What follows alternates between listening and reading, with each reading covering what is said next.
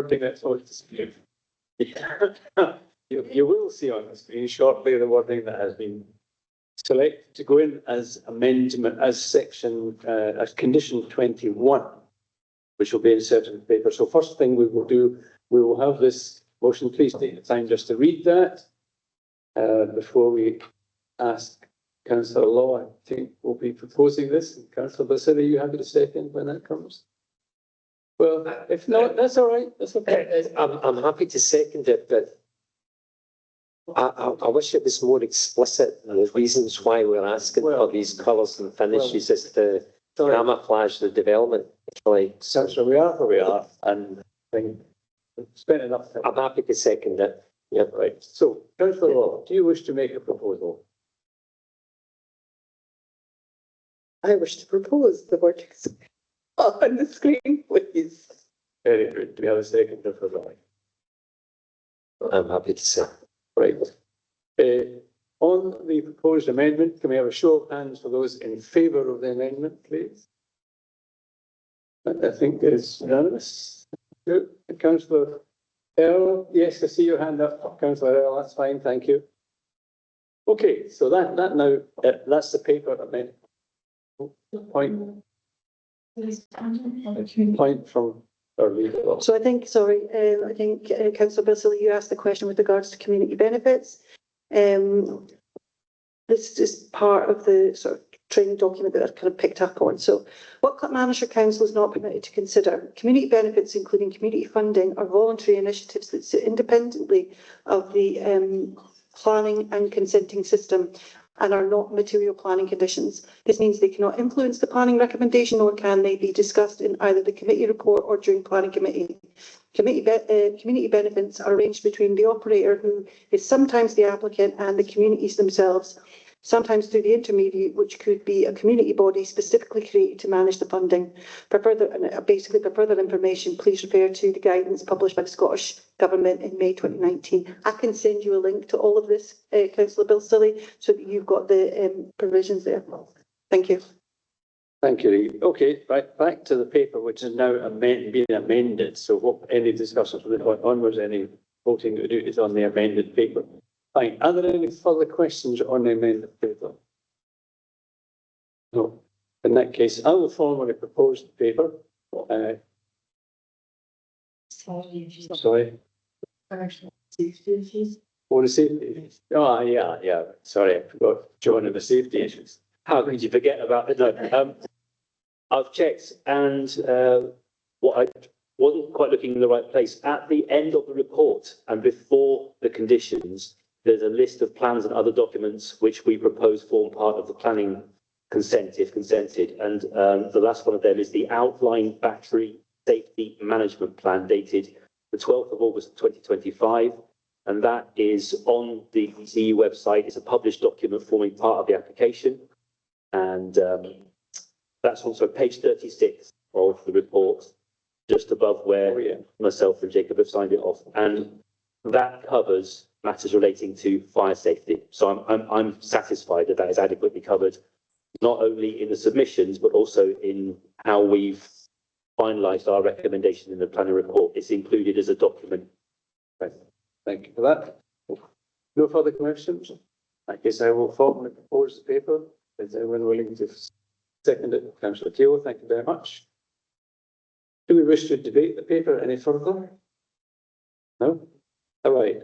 On a show of hands, those in favour of, those approving adoption of the paper, please. That's unanimous again. Thank you very much for your attention to that rather lengthy matter. I now move on to item 5, which is an application seeking planning permission in principle for the erection of 4 new homes on land at Teckenside. This was the, yes, so Jacob's going to give us a report on that. Thank you, Chair. So the application relates to a site at Devonside, and it's for 4 houses in principle. The site is on the corner close to Stirling Home and the retail park, and given the history of the site, the unauthorised use and the high levels of public interest in that enforcement action, it was requested by Councillor Law that the application be heard and decided by committee. Although it was grassed until recently, the site is actually a brownfield site and historically was the site of a large commercial building associated with the textile industry. Although this is long since gone, one smaller building did remain, but can be seen here as a pile of rubble with roofing debris visible at the top of the picture. Since at least 2021, the current owner has been using the site for an unauthorised storage use. So just briefly on the history, the community are unhappy with the situation on site and have raised complaints to the council. The complaints were investigated by officers and resulted in an enforcement notice being served in 2023. The owner failed to comply with the initial enforcement notice, and a decision was taken in 2024 by the council to report this to the Crown Office and procurate a physical. This is a long-standing enforcement case. The unauthorised use is still underway, and a decision by the Crown Office on whether to pursue a prosecution is still pending. That's all separate to this application. So on this application, objections have been raised by the Coal Authority and our colleagues in Environmental Health. In relation to coal, the site is a high-risk area for previous coal mining activities, and the technical assessments that we require have been sought but haven't been submitted with the application. Until we have this information, we feel we're unable to assess what part of the site, if any, would be suitable for a new residential use, and cannot identify what potential measures might be required to ensure that there's no stability issues or public safety concerns in the future. In respect of environmental health, we also requested a technical assessment, a noise impact assessment. The site is close to a busy classified A road and is close to established commercial premises at Devon Park Mills. Although there are other houses close to the road, this relationship is historic, and any new development now needs to apply what's called the agent of change principle, which is explained in the report. So effectively, this reinforces the responsibilities of the planning system, the planning authority. Our responsibility is not only to guide new development, but to protect existing uses and users from unreasonable impacts. We need to use balance and judgment, but without the required information, we're unable to do this. We have a number of lawful uses at Devon Park Mills, including storage and distribution use, a gym, and amongst others, which are all noise generating, but they do already exist. Allowing new homes here might affect businesses by increasing nuisance complaints, for example, and it's on the onus is on the developer to satisfy the requirements that there's going to be no issues. And so a noise impact assessment, which we have been seeking and haven't received, would not only protect those businesses, but also the residents potentially moving into the new homes by allowing us to firstly understand the baseline conditions, allowing us then to understand what number of new homes might be achievable on this site, potentially, and thirdly, what mitigation may or may not be required. Although this is a secondary issue, it is also a very important issue. So in terms of how the plans that they've submitted and how they think the site will look, that's up on the screen. If the concerns can be overcome, then we may be able to approve a residential development that fits with the character of this area and the appearance of the site. But without those two crucial pieces of information, we're unable to say that A, this is a safe and stable location for a new home, and that the existing and B, that the existing uses and the proposed residents would not be unreasonably affected by the noise in the area. So just in summary, the reasons as stated in the report are essentially that there's insufficient information to establish the principle of new residential development on this site, and for the reasons contained in the report, refusal is recommended. Thank you. Thank you, Jacob. Any questions? Councillor Law. Can I just, oh, sorry. What, frog? I was also wondering, in regards to parking, because it wasn't very clear. I could see obviously the little cars that were there. I take it, so we know that the entrance would be coming off the kind of the road that kind of goes into the industrial estate there, but also because my worry would be that there's no space in the front for additional parking for visitors, because parking there is an issue on the main road and the traffic congestion. I'd be worried about adding to that, and then obviously that the road where the driveway would come through, cars park up there at the moment there.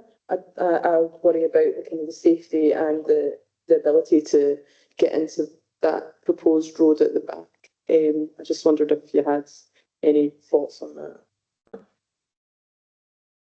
Yes, so everything is indicative at this stage. We need to firstly establish the principle. If we can't establish the principle, we can't really get into the detailed design.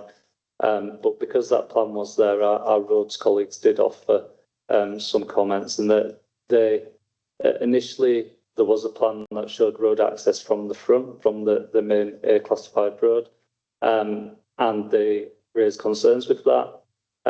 It has been moved on this plan to round the back, so down by Devon Park Mills. They didn't raise any objection to that, so they seem quite content with that. But we're not really getting into the detail in this application. It is just whether or not there's enough information there to establish the principle at this moment. Thank you. And I've got a copy of the Coal Board report, which was accessible through a link on the thing, and it's fairly sort of brief and abrupt in what it says, that they would be totally objecting to this if there was not even they've qualified, I think, or classified the kind of report that not just a kind of superficial and obviously an in-depth thing. It does. I do wonder about how there was development on the site before the buildings, mill buildings on that before. Was there not an issue there? So the site has changed dramatically. I think that mill building is, 70 years gone. At least we had to look back on historic maps to see it. So it's associated with Devon Park Mills. I think the map that I was looking at was 100 years old. The technical assessments that they would have done back then, the changes in topography, for example, because that road that goes to Devon Park Mills is a new road, so there have been land changes and potentially cut and fill projects there. So we just don't have that information about the stability of the site, unfortunately. No, that's fine. That makes perfect sense. We're going to bring in Maggie here to just expand a little bit about her concerns from an environmental health point of view. Thank you, Chair. And we'll do your first meeting with it. Thank you very much. The issue was that there was no associated documentation for the site for the new houses. Because it is next to a road, it is next to what we would class in environmental health as commercial premises, road hauling firms, there's a gym and all the rest of it. There was no information that the applicant has looked at the surrounding businesses to see what potentially could be an issue for anybody purchasing the house. So when somebody purchases the house, you have the surrounding area, but the developer also has to take into consideration what's round about. And they have to then say, yes, there is a potential nuisance for noise, vibration, roads and all the rest of it, and that would help them maybe design or change the design of their house to try and mitigate some of the noise in the surrounding area that could be a nuisance for the residents that are going to be living in the house. Rather than environmental health being called later on to say from the homeowners that we're having issues with a local business that might have been established there for 20 plus years, we would have to go to that local business and say, potentially you are causing a nuisance and you have to rectify it. So there has to be a balance between the developer and the surrounding area at the time. And we don't have that information to make a judgment on it. But you could, if needed, you could get that. Yeah, if we had the information, if the applicant gave the information that there was no issue, that the noise vibration isn't of a concern, the road isn't of a concern, then fine, we would take that information, we would look at it, along with how the house is going to be developed, and then we would turn and say, yes, there would be no issue and we wouldn't have an objection to it. But since there's nothing being provided, we can't make a judgment. Right, so we're in a position of lack of information here. We're not, Yes. but we're not best placed to make a positive decision on this one. That's my view anyway. I don't know what the feeling is around the room, but we're not at the debate stage yet. We're still at questions. Councillor Law. Yeah, Chair. Oh, Councillor Errol, sorry, I see your hand up now. Has it been No, up for a while? It's been up for 10 minutes. You mind ceding? Yes, it's okay. Carry on, Councillor Errol, sorry for that. Yeah, mine is more on process. Go to Appendix 1 on the reason for refusal. Jacob, can you tell me, have you been in touch with the applicant again to remind him of his responsibility to submit these reports? Yes, so on a number of occasions, not directly with the applicant, they appointed an agent to deal with this application. And I've been told different things, that the applicant is out of the country, the agent wasn't able to contact the applicant. So we essentially set them a deadline. So this application came in at the end of last year, and we set them a deadline to say that if they didn't supply us with that information, then we would take it to the next planning committee, which is this. Okay, thank you. Secondly, there was a former mill there. Do we have any details of the ground and any chemicals that may have been leached into the ground because of the previous works? No, we don't have those details up front. We did consult with environmental health, and that function does sit out with Falkirk Council, and they said that it was sufficient here to deal with that by condition. So that is a consideration should the development move forward, but it's not a reason for refusal. It's not a reason for refusal. Okay, thank you. And the second one, to get this back up, because IT is brilliant today. That'll be right. The noise impact assessment, I think Maggie covered that in when she came in and spoke to, so I'll leave that one there. But thank you very much. Thank you, Councillor Law. It's all weird today. Just in regards to the lack of information in the area, Yep. at the moment on land at the 46 Alexandra Street up for sale, and it has permission for a house to be built. And I'm presuming that the fact that we have granted permission, that's because all the right relevant things have been asked. They've went to the Coal Authority and they've done all the things that we've asked in this application that are missing. Then that is the main issue here, is that in order to be able to look at this correctly, all the information is missing, and you have given sufficient time for that to be put to you and in front of ourselves. Is that correct? Yes, so we always give people opportunity and we raise the concerns to them.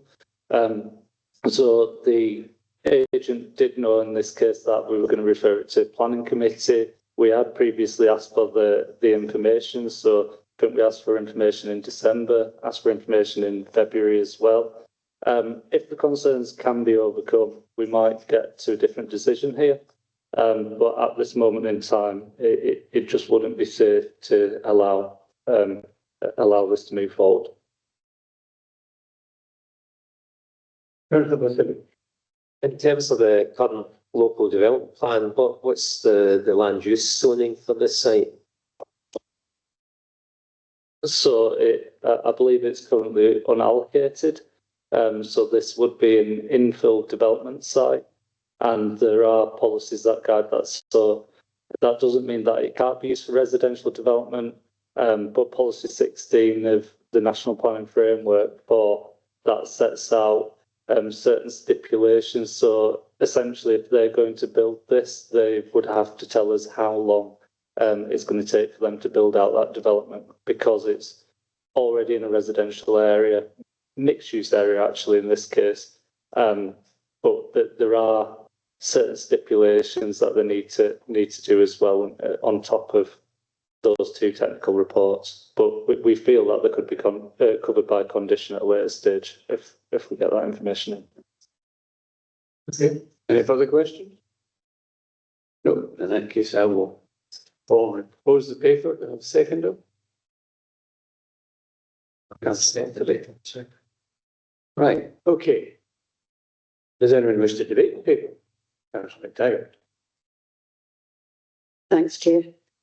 I completely agree that this, the lack of information around this application is impossible to give a positive decision. The very basics that we would normally expect to see in a development, an application for a development like this is missing. So the essential checks, it's impossible to go further. So in my opinion, I would certainly refuse this application. Thanks, Chair. Councillor Errol. Yeah, thank you, Chair. Councillor McTaggart has covered a lot of what I was going to say. In any application, we lay down a list of reports that we fully expect to come in with the application. The applicant in this case has been given more than ample chance to submit these, and you touched on one earlier on from the mine working report. We didn't even have that. An area that's synonymous with mine workings. I'd have thought that during the first one, they would have made sure it was submitted. No, I'm sorry. It's been said there that if he later on comes back with the reports, we may be able to go with it. But that's in the future. We're here to discuss this application, not one in the future. And because this application is short of paperwork, we cannot support it. Thank you. Thank you, Councillor. Any further contributions, Councillor Law? I agree with what's been said. Just to add to the point in regards to the coal authority and that information not being there.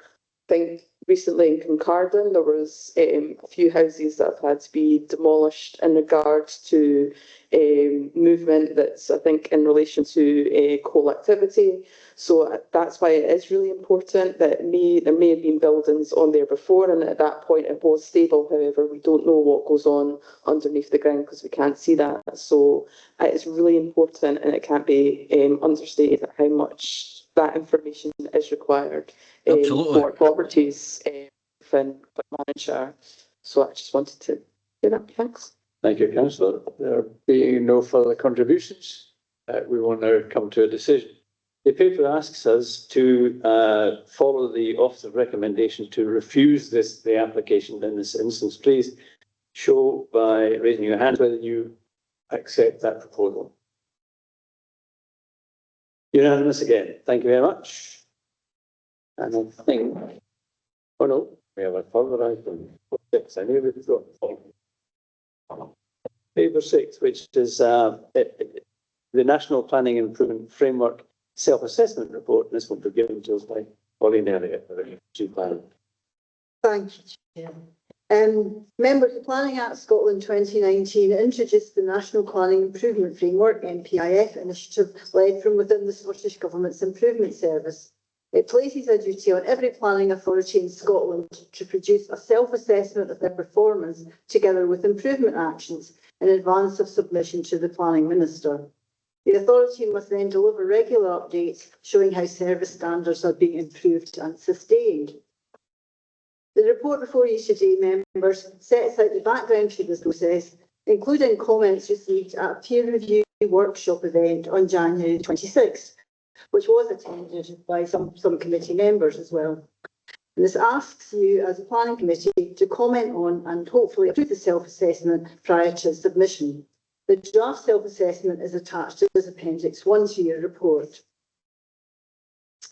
Members will note that the template for the self-assessment process asks planning authorities to score themselves against 12 attributes broken down into 5 themes.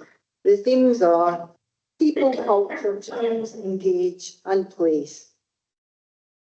The self-assessment process required the planning officers to score each of the 12 attributes and say how they intended to put in place improvements moving forward, scoring on a score of 1 to 5, with 5 meaning no progress and 1 meaning making excellent process. The Appendix 2 to your report shows the scores by the planning officers compared with the scores by the attendees at the peer review workshop, and that gives you full transparency.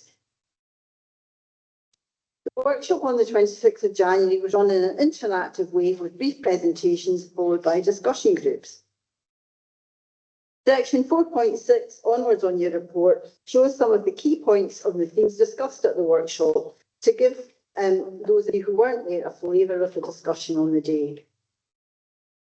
It was quite a positive process, and attendees at the workshop did note that there had been improvements in the planning service in recent months, particularly mentioning progress in processing applications and reintroducing pre-application advice, positive progress on the local development plan following the appointment of a new officer at the end of last year, and the development of an enforcement charter. Although it is noted that there is some way to go, but it is considered that the service is on an upward trajectory. Members, the reasons for bringing the report before you today is to receive your comments and hopefully your approval before submitting to Scottish Government.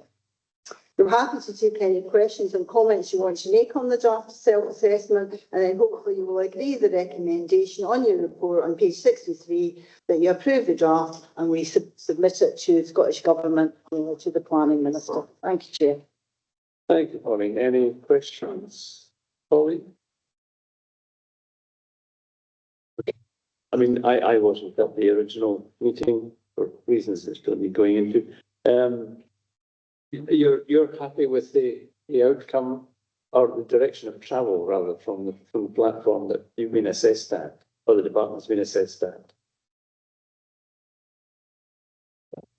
I think, and more importantly, the point in having the peer review workshop was attended by a number of cross-departmental officers, so our statutory consultees and elected members, as well as people from the improvement service.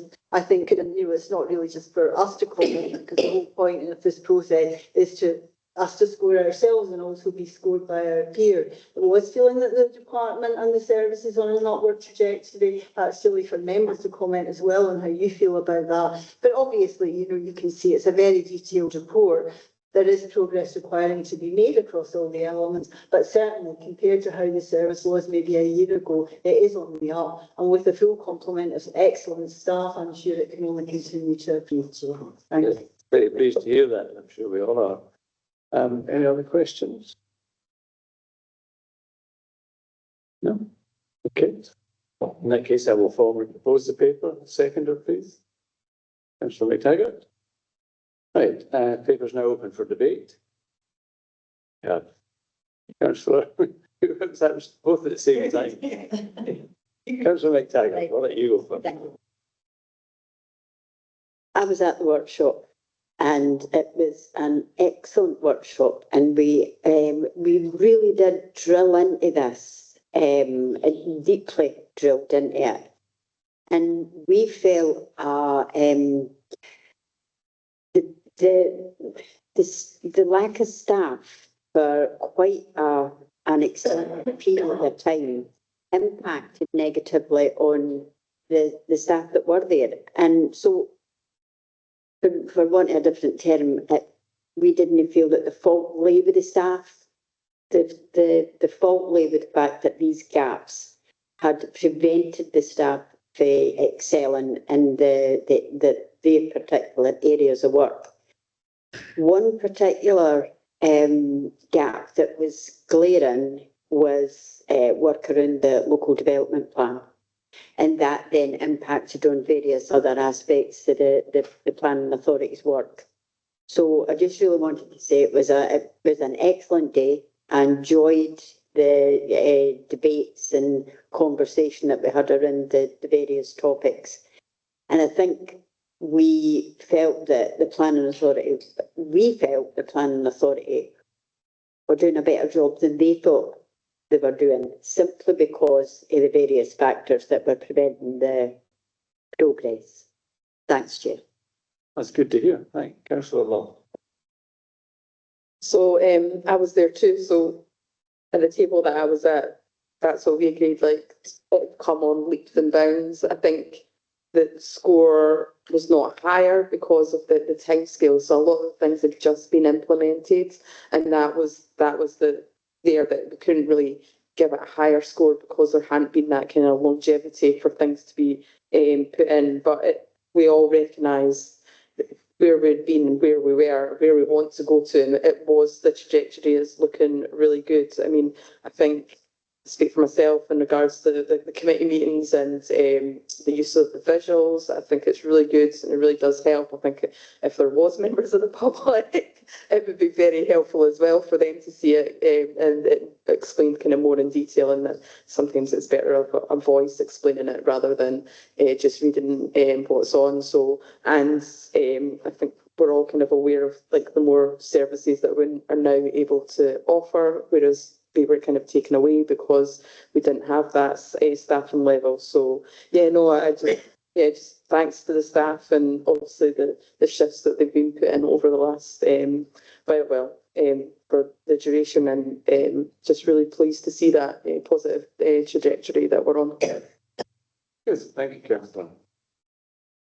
No? So you're asking for contribution. Right, okay, fine, thank you very much, everyone. Now we are being asked to, we've commented on now being asked to approve the draft self-assessment in advance of its submission to the Planning Minister. Can we please show, by a show of hands, indicate our support for the paper? Once again, unanimous. Thank you very much, everyone, for your time, your thoughts, your energies, contributing to this. With complaints? Not exactly marathon session.